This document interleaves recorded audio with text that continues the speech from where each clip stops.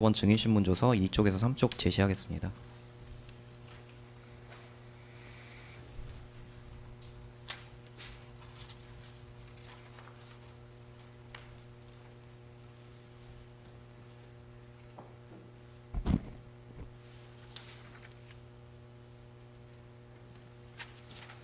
여인영 사령관은 군사법원에서 일반적으로 간첩수사 사건에 대한 얘기 때문에 그런 사람들에 대한 관한 이야기가 많았습니다. 민노총 건도 그렇고 경기동부연합 이런 건도 그랬고, 그래서 그런 얘기들을 막 얘기한 것이고 일방적으로 듣는 입장이었습니다 라는 취지로 이제 증언을 했는데, 여기에 대한 그 특정 인물들에 대한 그 언급이 없었다는 취지셨나요?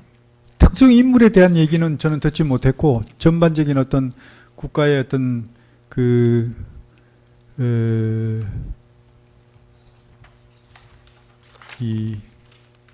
우리 체제를 부정하는 그런 세력들, 그런 것들에 대한 어떤 우려, 이런 얘기는 있었던 것 같습니다. 예, 계속 진행하겠습니다. 27항입니다. 그건 당연히 있을 수밖에 없는 게 그 보고 자체가 그런 보고였다 보니까 그런 거와 연계해서 얘기가 되지 않았나, 저는 그렇게 생각합니다. 예, 알겠습니다. 네. 27항입니다. 2024년 10월 1일 국군의 날 대통령 관저 모임 관련 질문 드리겠습니다. 증인은 2024년 10월 1일 20시경 대통령 관저에서 피고인 윤석열, 여인영, 곽종근, 이진우와 함께 저녁 식사 모임 한 사실이 있으신가요? 예, 있습니다. 당시 피고인으로부터 정치인 관련 시국 이야기, 언론 방송계와 민주노총 이야기 등을 들은 사실이 있으신가요? 그 자리가 그런 얘기할 자리는 아니었던 것 같습니다. 주로 국군의 날을 맞이해서 고생하는 장병들 대표해서 몇 명 불러가지고 격려하시는 자리였고, 또 국군의 날 행사를 잘했다 해서 격려하시는 그런 자리였는데, 뭐 그런 무거운 자리는 아니었던 것 같습니다. 29항입니다. 조금 바꿔서 질문 드리겠습니다. 당시 피고인이나 증인이 계엄 등 비상대권에 관한 이야기를 한 사실이 있었나요? 그런 얘기를 할 자리가 아니었고 저는 들은 바도 없습니다. 그 추가 기록 순번 1110번 35,291쪽 곽종근 증언 혹시 제시하지 않고 29쪽 낭독해 드리겠습니다. 직접 저한테 계엄이라는 용어를 하신 적은 없고 10월 이후부터는 제가 이 모임을 하기 위해서는 김용현 전 장관의 공관에 가서 사전에 30분 정도 대화를 하고 식사를 하고 끝나고 내려와서 30분 정도 또 이야기를 하고 헤어졌습니다. 그 시간은 식사할 시간만 있는 게 아니고 세 가지가 합쳐진 시간인데, 그 기억 속에서 그때 확보해야 할 장소 여러 가지부터 비상대권, 특별한 방법 이런 내용들이 그때부터 제 기억 속에 자리하기 시작했습니다. 아마 그 시점 속에 그 말이 있었습니다 라는 취지로 증언을 이 법정에서 했습니다. 그 증인 또는 그 피고인 윤석열이 그와 같은 취지의 발언을 한 사실이 있다는 취지인데 그런 한 사실이 없다는 취지신가요?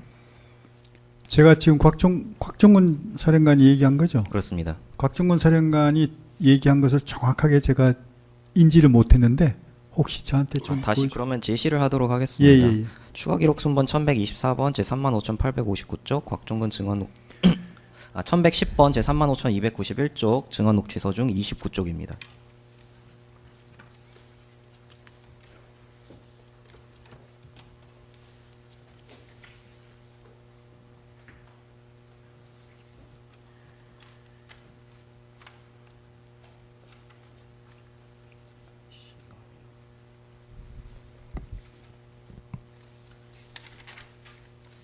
정정해서 30쪽입니다.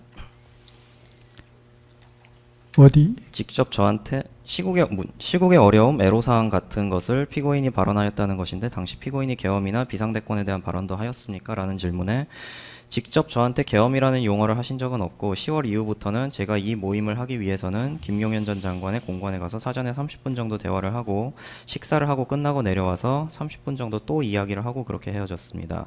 그 시간은 식사 시간만 있는 게 아니고 세 가지가 합쳐진 시간인데, 그 기억 속에서 그때 확보해야 할 장소 여러 가지부터 비상대권, 특별한 방법 이런 내용들이 그때부터 제 기억 속에 자리하기 시작했습니다 라는 취지의 증언입니다.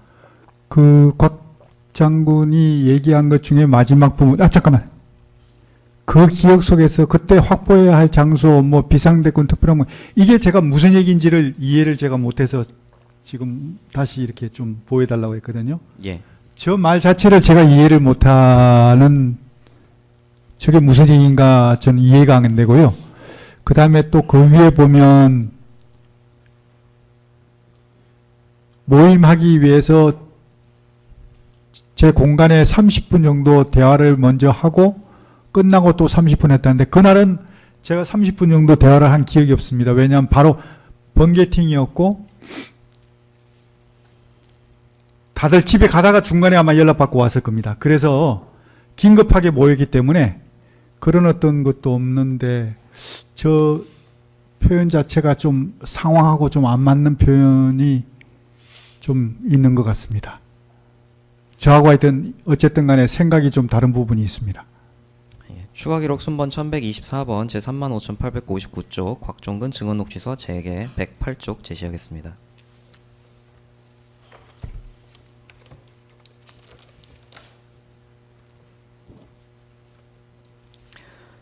곽종근은 이 법정에서 피고인 윤석열이 한동훈과 일부 정치인들을 호명하면서 피고인 앞에 잡아오면 총으로 쏴서라도 죽이겠다라는 취지로 발언을 했다고 증언했는데 증인께서도 해당 발언을 들은 사실이 있으십니까? 상식적으로 생각하면 답이 있을 것 같습니다. 저런 얘기를 왜 대통령께서 하시겠습니까? 저는 이해할 수가 없습니다.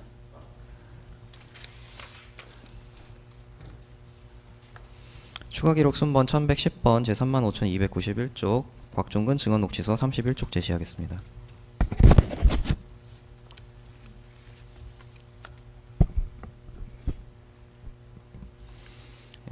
증인은 당시 동석했던 곽종근, 여인영, 이진우에게 국회 선관위, 민주당사 등을 확보해야 한다는 말을 한 사실이 있습니까? 10월 1일 날요? 예, 그렇습니다. 그런 자리가 아니었던 걸로 저는 기억합니다.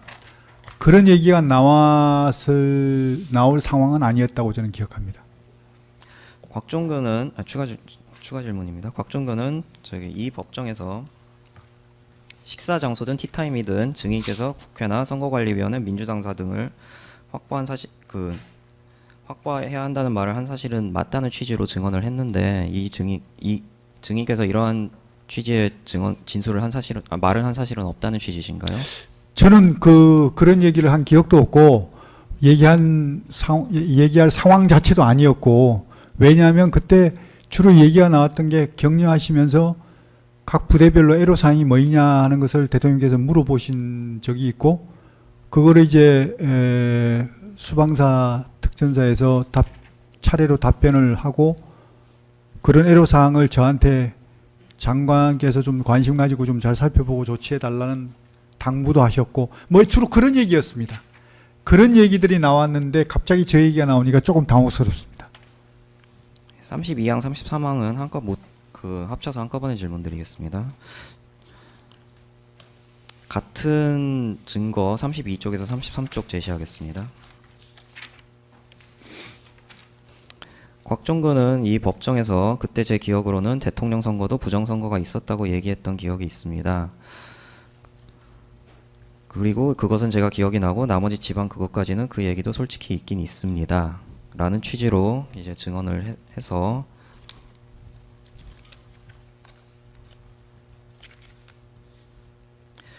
피고인 윤석열이 당선됐던 대통령 선거와 2024년 4월 있었던 국회의원 선거 모두 부정선거에 해당한다는 취지의 발언을 들었다는 취지로 증언했는데 곽종근 증언이 사실입니까?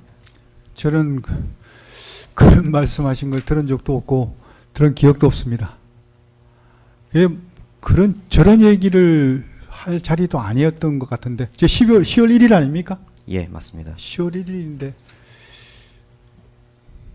글쎄 혹시 곽종근 사령관 외에 다른 어떤 참석했던 사람들도 저 얘기를 들었다는 사람이 있었습니까? 제가 질문 드리는 부분에 대해서 답변하시면 제가 되겠습니다. 궁금해서 그렇습니다.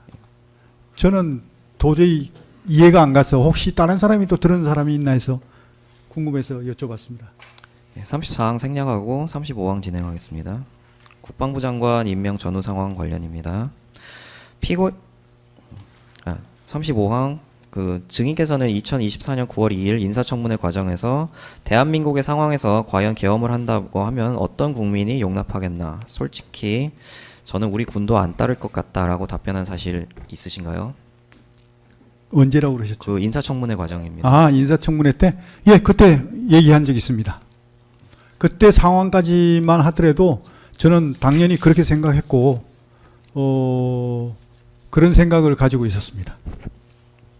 36항은 생략하겠습니다. 37항입니다.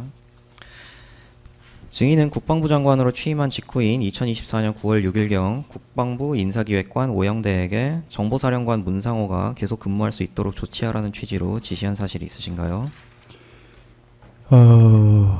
문상호 사령관을 그렇게 하라고 한 것은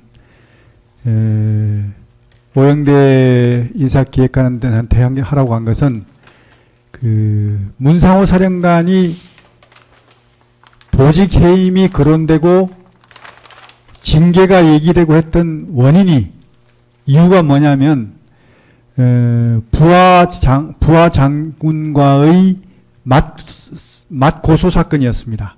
근데 그 맞 고소 사건의 핵심이 뭐였냐면 제 기억에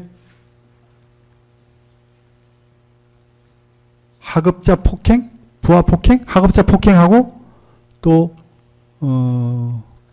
권한 남용인가? 두 가지였습니다. 근데 이 두 가지를 가지고 지금 보직 해임을 시켜야 되는 상황인데 최소한 장관 입장에서는 이 두 가지 사건이 정말 보직 해임을 시켜야 될 상황인지 아닌지 확인해야 될 의무가 있지 않습니까? 그것도 확인 안 하고 너 이런 얘기들이 돌고 있으니 너 보직 해임 이렇게는 할 수 없지 않습니까? 한 사람의 인생이 걸린 문제인데 만약 그 사람이 보직 해임이 되면 그 사람 한 사람의 보직 해임으로 끝나는 게 아니지 않습니까? 그 사람이 가족도 있고 딸린 자식들도 있는데 그 불명예 잘못된 판단을 제가 잘못된 판단해서 그들이 겪을 고통을 생각하면 신중해야 되는 거 아닙니까? 그래서 저는 그 정보사령관의 보직 해임 문제는 일단 다른 건 다 제껴놓고라도 지금 보직 해임을 시키려고 하는 이 두 가지 건 하급자 폭행, 권한 남용 이 두 가지 건에 대한 사실 확인은 명확히 해야 되겠다. 그래서 제가 조사본부장한테 불러서 확인을 했습니다. 지금 정보사령관이 이 두 가지 건으로 지금 조사를 받고 있는데 니네들이 조사를 하고 있냐 그랬더니 맞습니다. 지금 조사 결과가 어떠냐 했더니 하급자 폭행은 거짓입니다. 왜? 그 당시 폭행했다는 그 자체는 결제 서류를 그 부하 여단장에게 던졌다는 겁니다. 근데 거기 던지는 그 순간에 던졌다고 하는 그 순간에 그 부하 여단장만 있었던 게 아니라 참모들도 있었습니다. 근데 그 참모들한테 다 확인을 해보니까 던진 게 아니고 이렇게 밀었다는 겁니다. 그 정도를 가지고 하급자 폭행이라고 표현하는 것은 이것은 잘못된 것이다. 거짓이다. 라고 저한테 분명히 얘기했고 또 권한 남용도 권한 남용을 했다고 볼 수가 없다. 그 순간 저는 약간 당황했습니다.